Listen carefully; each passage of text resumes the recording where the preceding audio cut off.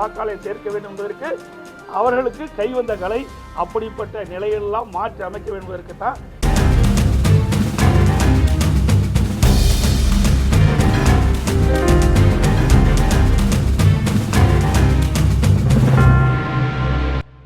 Sir. படிவத்தெல்லாம் குழப்பம் இல்லை, பூர்த்தி செய்ய வேண்டும். அந்த பூர்த்தி செய்வதற்கு தகுதியான PLO நியமிக்க வேண்டும். அதில் என்ன இருக்குது? 3 காலம் தான் இருக்கு.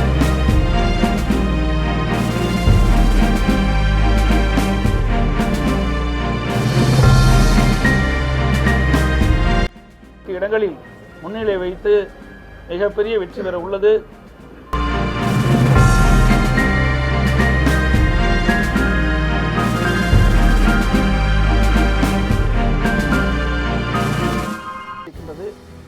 அதிமுக இதெல்லாம் முழுமையாக வெளிவந்த பிறகு, இந்த டெண்டர் விவகாரம் முழுமையாக வெளிவந்த பிறகு அதில் தவறு இருக்கும் பட்சத்தில் சட்ட ரீதியாக சந்திப்போம் என்று தெரிவித்தார்.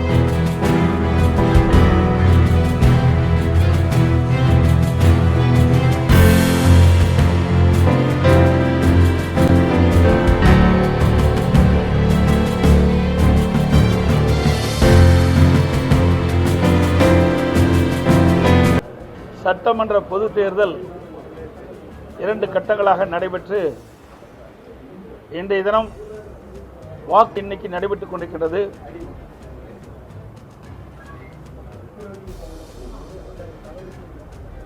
தேசிய ஜனநாயக கூட்டணி 208 இடங்களில் முன்னிலை வகிப்பதாகவும், இந்தியா கூட்டணி 28 இடங்களில் முன்னிலை வகிப்பதாகவும் தொலைக்காட்சியில் வந்த செய்தி. இன்றைய தினம் தேசிய ஜனநாயக கூட்டணி மிகப்பெரிய வெற்றி பெற்று சாதனை படைக்க உள்ளது. இது சரித்திர சாதனை வெற்றி என்று கூட குறிப்பிடலாம்.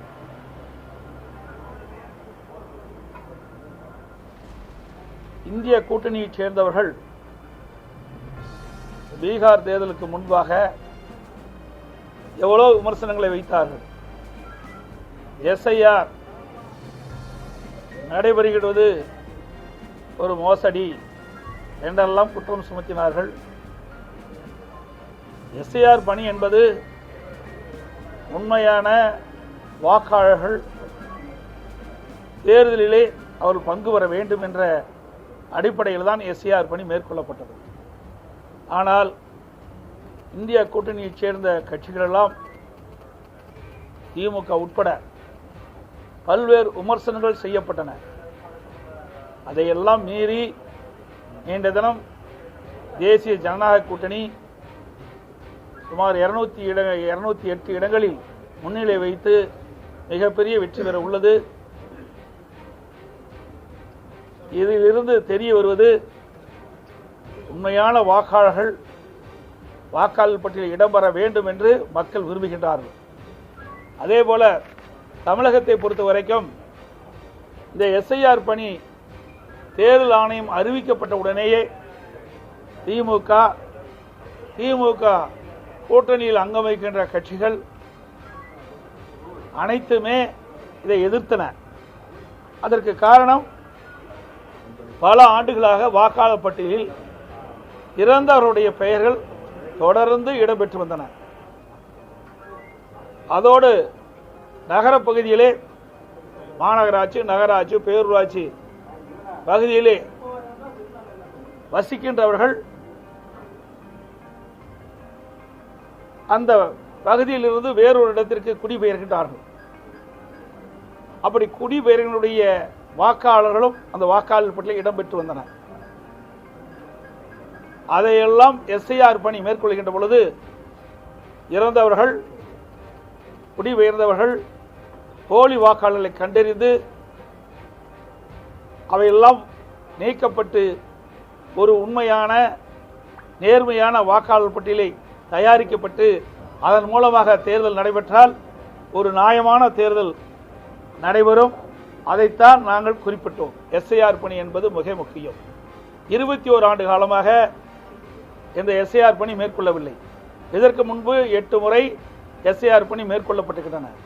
21 ஆண்டு காலமாக இந்த பணி மேற்கொள்ளாத காரணத்தினால் இறந்தவர்களும் ஒரு இடத்தில் குடிபெயர்ந்தவர்கள் மற்றொரு இடத்திற்கு குடிபெயர்ந்தவர்களும் அந்த வாக்காளர் பட்டியலே தொடர்ந்து இடம்பெற்று வந்த காரணத்தினால் ஒவ்வொரு தொகுதியிலும் பல்லாயிரக்கணக்கான வாக்குகள் அப்படியே அந்த வாக்காளர் பட்டியல் இடம்பெற்று வந்தது. இந்த எஸ்ஐஆர் பணி மேற்கொள்கின்ற பொழுது வீடு வீடாக பிஎல்ஓ சென்று அவளை விசாரித்து அந்த வீட்டில் வசிக்கின்ற உரியவரிடம் வாக்காளர் படிவங்களை கொடுக்கப்பட்டு அதை பெற வேண்டும். அதுதான் எஸ்ஐஆர் பணியுடைய திட்டம், நடைமுறை. ஆனால் தமிழகத்தில் இந்த எஸ்ஐஆர் பணி பல்வேறு மாவட்டங்களிலும் சென்னை மாநகரம் பல்வேறு மாநகராட்சியிலும் சுணக்கமாக இருந்து கொண்டிருக்கின்றது. இதற்கு காரணம் அரசாங்கம் இதில் தலையிடுகிறது. சென்னை மாநகராட்சி பொறுத்த வரைக்கும் அந்த பிஎல்ஓவாக நியமிக்கப்பட்டவர்கள் 4ஆம் வரை தான் படிச்சிருக்கிறார். அவர்கள் எப்படி போய் வாக்காளர் இடத்துல இந்த வாக்காளர் படிவத்தை கொடுத்து அந்த வாக்காளர் எடுத்து சொல்ல முடியும் விவரங்களை? இதை நான் சம்பந்தப்பட்ட அதிகாரிகளிடத்திலே எங்களுடைய கழக நிர்வாகிகள் பொறுப்பாளர்கள் தெரிவித்தும் கூட அதையெல்லாம் மாற்றாமல் இருக்கின்றார்கள். வேண்டுமென்றே திட்டமிட்டு எஸ்ஐஆர் பணி முறையாக நடைபெறக்கூடாது என்று பல அதிகாரிகள் இதற்கு எதிராக செயல்பட்டுக் கொண்டிருக்கின்றார்கள். இந்த அரசாங்கம் அவர்களுக்கு வாய்மொழி உத்தரவாக பிறப்பிக்கப்பட்டிருப்பதாக எங்களுக்கு தகவல் கிடைக்கின்றது. இது மிக மிக கண்டனத்துக்குரியது. அரசு அதிகாரிகள் தேர்தல் ஆணையம் நேரடியாக அனைத்து பணியாளர்கள் நியமிப்பதில்லை. அந்தந்த மாநிலத்தில் இருக்கின்ற அந்தந்த மாவட்டத்தில் இருக்கின்ற மாவட்ட ஆட்சித்தலைவர்கள் மாவட்ட தேர்தல் அதிகாரிகளாகவும் மாநகராட்சியில் இருக்கின்ற ஆணையாளர்கள் அவர்களுடைய இன்னை மாநகராட்சி என்ற ஆணையாளர் தான் அது தேர்தல் அதிகாரியாக இருக்கின்றார். அவர்கள்தான் இந்த பிஎல்ஓ அலுவலர்களை நியமிக்கின்றார்கள். அப்படி அவர்கள் அலுவலை நியமிக்கின்ற பொழுது தகுதியானவர்களை நியமிக்காத காரணத்தினாலே பல்வேறு இடங்களிலே குளறுபடி இருந்து கொண்டிருக்கின்றது இந்த எஸ்ஐஆர் பணியிலே.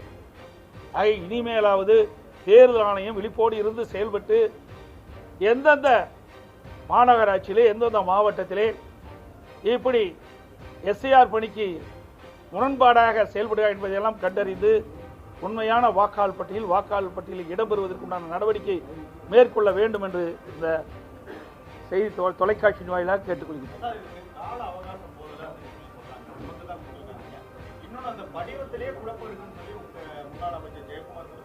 சார், படிவத்திலாம் குழப்பம் இல்லை, பூர்த்தி செய்ய வேண்டும். அந்த பூர்த்தி செய்வதற்கு தகுதியான பிஎல்ஓ நியமிக்க வேண்டும். அதில் என்ன இருக்குது? 3 காலம் தான் இருக்குது, எல்லாருக்குமே தெரியும். அந்த 3 காலத்தில் வந்து முறையாக பூர்த்தி செய்வதற்கு அதுக்கு தான் நான் சொன்னேன். 4ஆம் வகுப்பு படித்தவர்களை எப்படி அவர்கள் பிஎல்ஓவாக நியமிக்கப்பட்டால் அந்த படிவத்தை பூர்த்தி செய்ய முடியும்? இதை யார் செய்வது? அந்தந்த மாவட்ட தேர்தல் அதிகாரிகள், சென்னை மாநகராட்சியில் ஆணையாளர் தான் செயல்படுத்துவது. அவர்கள் முறையாக செயல்படாத காரணத்தினால் இந்த குழப்பம். அது மட்டும் இல்லை, காலதான் போதாதுங்கிறீங்க. ஒரு தேர்தல் அறிவித்து ஒரே மாதத்தில் முடியுது. அறிவிக்கப்பட்ட 14 நாளில் நாமினேஷன் தாக்கல் பண்ணி முடிச்சிடுறாங்க. 14 நாட்கள் வாக்குகள் கேட்குறோம். அது முடிஞ்ச பிறகு 3 நாள் கழித்து வாக்கு எண்ணி முடிச்சிடுறாங்க. ஆக 30 நாளில் தேர்தல் அறிவிக்கப்பட்டு தேர்தல் நடைமுறைக்கு வந்து நாமினேஷன் போட்டு அப்புறம் வாக்குகள் சேகரிக்கப்பட்டு வாக்குப்பதிவு நடந்து வாக்கு எண்ணிக்கை முடிவதே 30 நாளில். அப்படி இருக்கும்போது ஒவ்வொரு பாகத்திற்கும் ஒரு பிஎல்ஓ நியமிக்கிறாங்க. அது குறிப்பிட்ட மாதிரி ஒரு 300 வீடுக்கு மேலே இருக்காது. சுமார் 1200 வாக்குகள் வச்சிருக்கிறாங்க. 300 வீடுகள் தான் இருக்கு. அப்படி 300 வீடுகள் இருக்கின்ற போது கிட்டத்தட்ட ஒரு நாளைக்கு 50 வீடு என்று எடுத்துக்கொண்டால் கூட அவள் நேரடியாக அந்த 50 வீட்டில் இருக்கின்ற வாக்காளரை சந்தித்து இந்த படிவத்தை கொடுக்கணும்னா கூட ஒரு வாரம் தான் ஆகும். ஒரு வாரத்தில் அந்த படிவத்தை கொடுத்துடலாம். ஒரு 10 நாளில் திருப்பி வாங்கலாம். அந்த 3 முறை அந்த வாக்காளர் வீட்டுக்கு சென்று இந்த வாக்காளர் படிவத்தை வழங்க வேண்டும். அதாவது அவர் செல்லுகின்ற பொழுது வீட்டில் இல்லாததால் மீண்டும் அந்த படிவத்தை இது சம்பந்தப்பட்ட வாக்காட்டை கொடுக்க வேண்டும். இது நடைமுறை. அது மட்டும் இல்லை, ஒவ்வொரு முறையும் தேர்தல் நடைபெறுகின்ற பொழுது அந்த தேர்தலுக்கு குறிப்பிட்ட தேர்தல் நடைபெறுகின்ற நாளுக்கு முன்பாக ஒரு வாரத்துக்கு முன்பு 5 நாளில் அந்த வாக்காளருடைய அடையாள ஸ்லிப் கொடுக்குறாங்க. 5 நாளில் கொடுத்துட்றாங்க. அப்படி 5 நாட்களில் தேர்தல் நடைபெற்ற காலகட்டத்தில் அடையாள ஸ்லிப் கொடுக்கின்ற பொழுது ஏன் ஒரு மாசத்துல இந்த படிவத்தை கொடுத்து வாங்க முடியாது?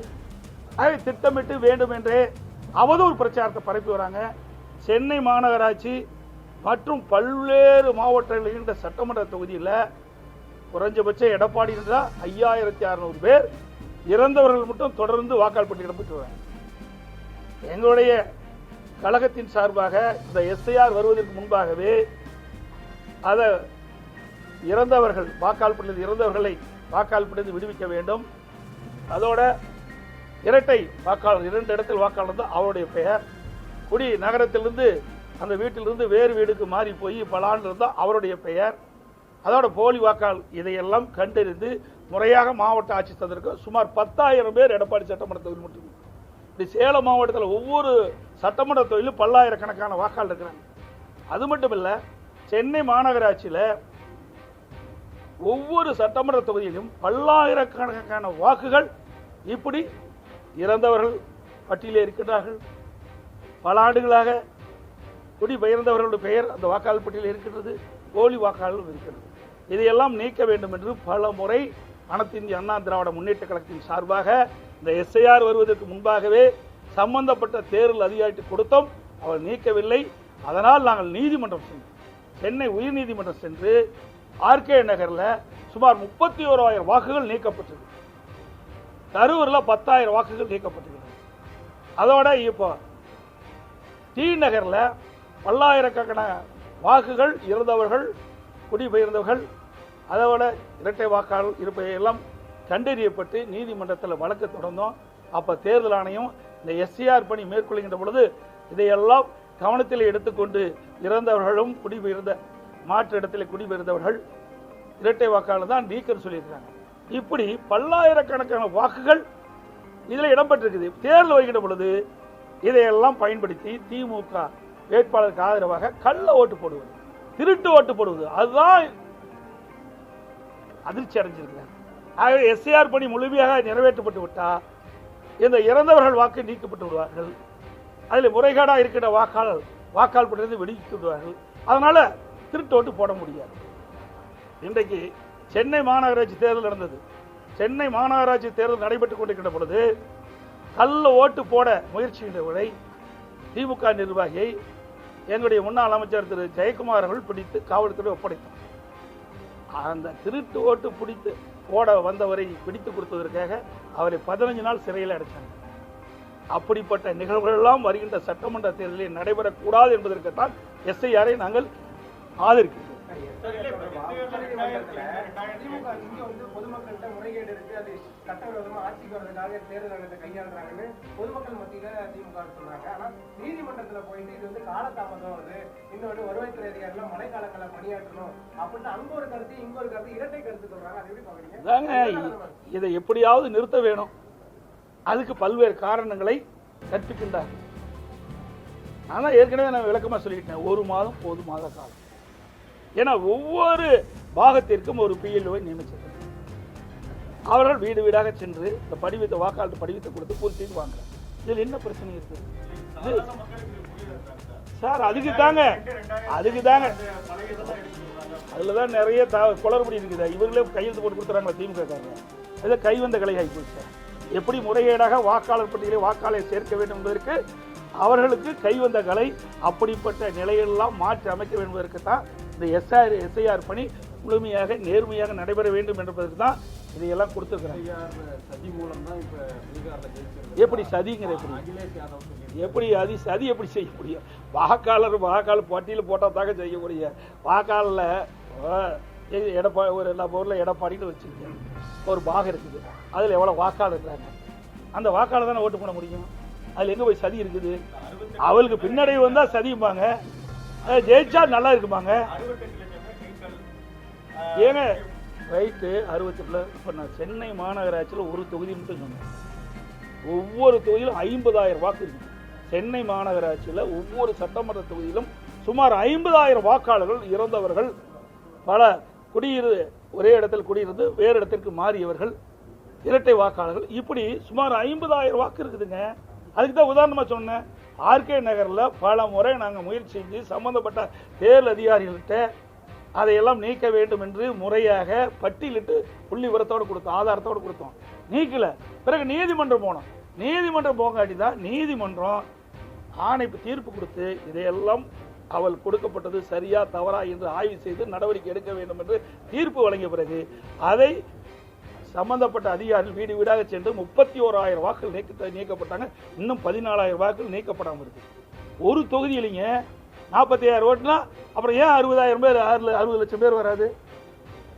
ஆக வரும். இதில் யாருக்கு எந்தவித தவறும் கிடையாது. இந்த கட்சி அந்த கட்சின்னு பார்க்காதீங்க. நேர்மையான வாக்காளர் பட்டியல் இடம்பெற வேண்டும். எல்லா கட்சியுமே PLA 2 போட்டுக்கிறாங்க. ஆனா இப்படி திமுக பேசிக்கிட்டு ஒவ்வொரு பாகத்திற்கும் திமுக கட்சிக்காரர் வீடு வீடா கூட போயிட்டு இருக்கிறாங்க. எல்லா ஊடக நண்பரும் பத்திரிகை நண்பரும் தெரியும், உங்களுக்கும் தெரியும். மற்ற கட்சிக்காரர்களை விட திராவிட முன்னேற்ற கழக கட்சியை சேர்ந்த PLA 2 அந்த PLAவோட வீடு வீடா போயிட்டு இருக்கிறாங்க. அதை எல்லா புகைப்படம் நாங்களும் எடுத்து வச்சிருக்கோம். கர்நாடகாவில் வில்லா கட்டியிருக்காங்க. ஏற்கனவே அதிமுக முன்னாள் அமைச்சர்கள் பட்டியலை வெளியிடுவேன், ஊழல் பட்டியலை திமுக பட்டியலை வெளியிடுவேன் அப்படின்னு சொன்னவர் இன்னைக்கு வந்து நான் வீடு வாடகைக்கு தான் இருக்கேன், நண்பர் தான் சார். அதை பற்றி முழு விவரம் எனக்கு தெரியாது. நீங்கள் பத்திரிகையில் வந்துட்டு ஊடக செய்தி வச்சுட்டு என்னை கேட்டால் அதுக்கு பதிலளிக்க முடியாது.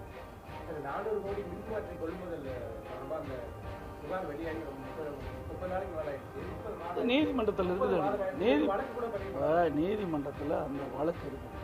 டிரான்ஸ்ஃபார்மர் தானே, டிரான்ஸ்ஃபாரை டெண்டர் போட்ட விவகாரம் அது நீதிமன்றத்தில் வழக்கு இருக்குது, நடந்துக்கிட்டு இருக்குது. அந்த வழக்கு இருக்கிறதுனால அதில் வந்து நம்ம போய் உள்ள கருத்து சொன்னால் அந்த வழக்குக்கு குந்தம் ஏற்படுத்தும். ஆக நீதிமன்றத்தில் வழக்கு இருக்கும்போது நம்ம அதை எப்படி போய் ஒதுக்க முடியும்? சரியா தவறா என்பது அப்படின்னா தான் தெரியும். அது மட்டும் இல்லை, 30,000 கோடிக்கு ஸ்மார்ட் மீட்டர் வைப்பதற்கு மிகப்பெரிய ஊழல் நடைபெற இருக்கிறது. பேச்சுவார்த்தை நடத்திட்டு இருக்காங்க பல நிறுவனத்துக்கிட்ட. இது குறித்தும் அனைத்து இந்திய அண்ணா திராவிட முன்னேற்ற கழகம் பொதுநல வழக்கு தொடரும். ஏன்னா 30,000 கோடிகள் சாதாரணம் இல்லை. திட்டமிட்டு வேண்டுமென்று இந்த அரசாங்கம் அந்த கொள்முதலை அதிகரித்து அதில் முறைகேடு செய்வதற்கு முயற்சி செய்து கொண்டிருக்கின்றது. அதிமுக இதையெல்லாம் முழுமையாக வெளிவந்த பிறகு, இந்த டெண்டர் விவகாரம்லாம் முழுமையாக வெளிவந்த பிறகு அதில் தவறு இருக்கும் பட்சத்தில் சட்ட ரீதியாக சந்திப்போம் என்று தெரிவித்து அனைத்து ஊடகங்களுக்கும் பத்திரிகைகளுக்கும் நன்றி, வணக்கம்.